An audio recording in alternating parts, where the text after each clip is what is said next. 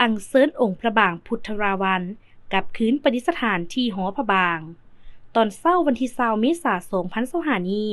ได้มีพิธีอาราธนาองค์พระบางกลับคืนประทับที่หอพระบางตามเดิมเริ่มต้นด้วยการทำพิธีทางศาสนาโดยพระเถรานุเถระนำพาออกตนญาติโยมชาวพุทธศาสนิกชนที่เข้าร่วมกล่าวคำคารวะและอาราธนาองค์พระบางกลับคืนสู่หอพระบาง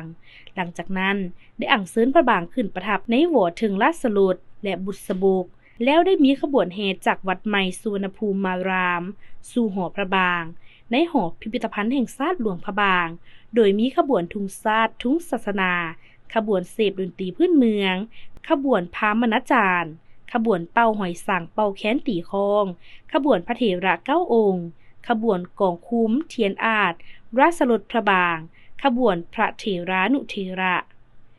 รักษาได้มูลเสื้อทางด้านวัฒนธรรมอันดีงามของชาวนครหลวงพระบางที่เคยปฏิบัติกันมาหลายสิบคนอันได้สร้างความประทับใจให้แก่ผู้ได้เข้าร่วมงานเป็นอย่างดีทุกคนต่างก็มีความเบิกบานม่วนซื่นและมีใบหน้าที่ยิ้มแย้มแจ่มใสเมื่อถึงหอพระบางได้อัญเชิญองค์พระบางขึ้นแทนประทับในหอและกล่าวคำคารวะองค์พระบางจึงจบพิธี